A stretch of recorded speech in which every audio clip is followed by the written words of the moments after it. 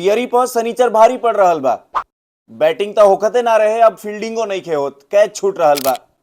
Tata IPL के explosive season में जहां पावर प्ले में रन बनावे के रहेला, ओइजा कम रन बन रहल बा।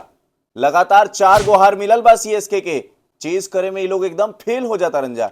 तो वह केकेआर के टीम लखनऊ के खिलाफ पिछिलका मैच में लखनऊ वाला भाव अपनौलस, कलस पहले आप एकरा चक्कर में रिंकू बैठल रह गिले।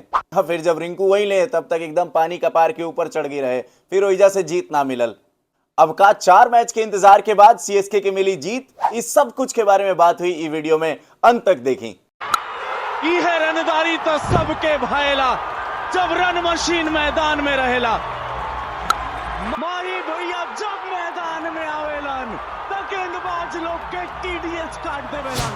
सब केहू के गोड़ छू के प्रणाम। टाटा आईपीएल के गाड़ी आगिल बा मैच नंबर 25 पर 2-5-7 थाला for a reason.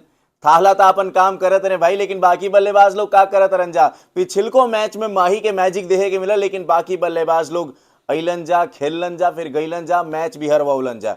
Chennai super Kings बनाम केकेआर।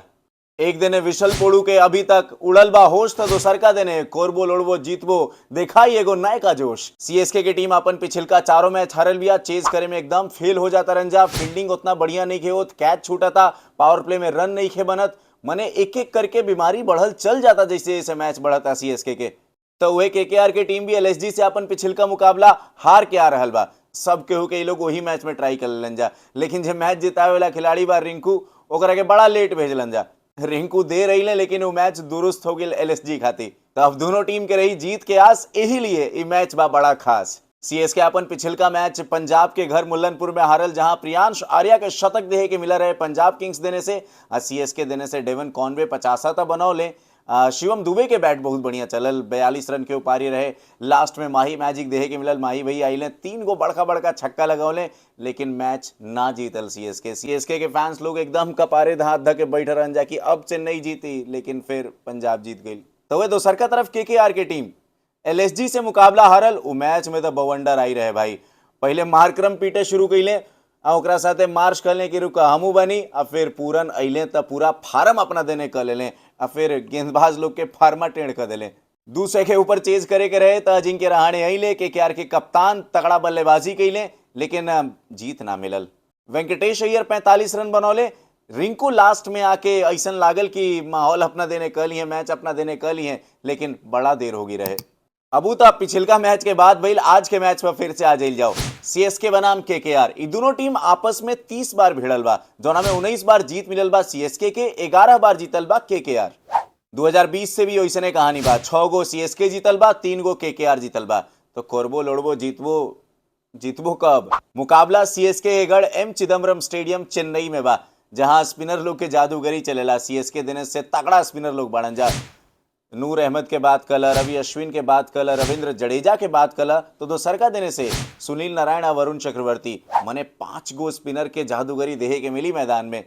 ये मैदान के परिस्थिति कहेला कि 160-170 रन बनी, लेकिन जैसन खेला चल रहा बा टाटा आईपीएल में, जौन एक्सप्लोजिव सीजन चल रहा बा, 200 रन बन जाता। एक और आंकड़ा बताओ तनी कि पिछला 3-4 मैच से ही देहे के मिला था कि जौन टीम पहले 200 बनावता, दोसर का टीम 200 चेज नहीं खे कर पावत। हम तो स्पिन गेंदबाजी के बात करते हैं, लेकिन कहानी ही रहल भाई मैदान में पिछला 10 मैच के कि 56 गो विकेट तेज गेंदबाज ले ले बाने और 56 गो विकेट स्पिनर लोग ले ले बाने। हिजा तो एलएचएस आरएचएस बराबर लौकता। केकेआर के कप्तान अजिंक्य रहाणे के आंकड़ा बता रहल बा सीएसके के खिलाफ 18 गो मैच में 317 रन बनौले बाने, आ स्ट्राइक रेट 120 के ऊपर बा। जौना फार्म में अजिंक्य रहाणे बाने, जौना हिसाब से खेल रहल बाने सीजन, स्ट्राइक रेट तो और तेज देखे के मिली। तो वह केकेआर के एक और ओपनिंग बल्लेबाज क्विंटन डिकॉक, इनकर आंकड़ा बड़ा बेहतरीन बा सीएसके के खिलाफ। 15 गो मैच में 389 रन बनौले बाने, आ स्ट्राइक रेट 140 के ऊपर। रिंकू तो पिछिलका मैच में बताई दिलन कि कोना फार्म में बाड़े, तो फिर से आज रिंकू बवंडर रूप में लौकी हैं।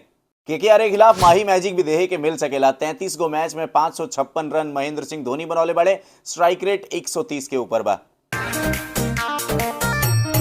देखा मैदान में स्पिनर लोग के तो बोलबाला रहेला, तो फिर यह उम्मीद हुई कि स्पिनर लोग आवस जा, गेना के नचावस जा और विकेट निकालस जा।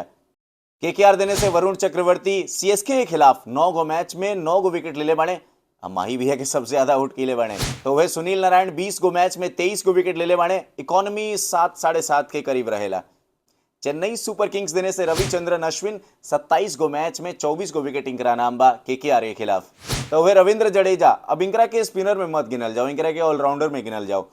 केकेआर के खिलाफ 31 गो मैच में पहले बैट से 457 रन बनौले बने, 22 गो विकेट भी बा और इकोनॉमी भी बेहतरीन बा। सबसे बड़का आमना सामना देखे के मिली महेंद्र सिंह धोनी बनाम वरुण चक्रवर्ती।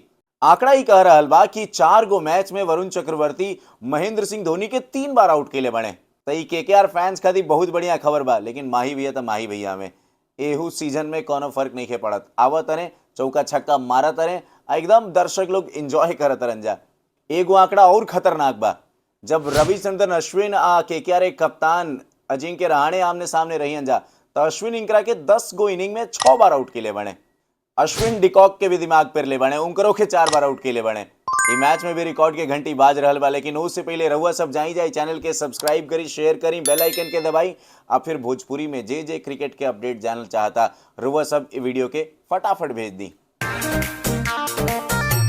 बवंडर रिंकू के 8 रन चाहिए 1000 रन पूरा करे खातिर टाटा आईपीएल में।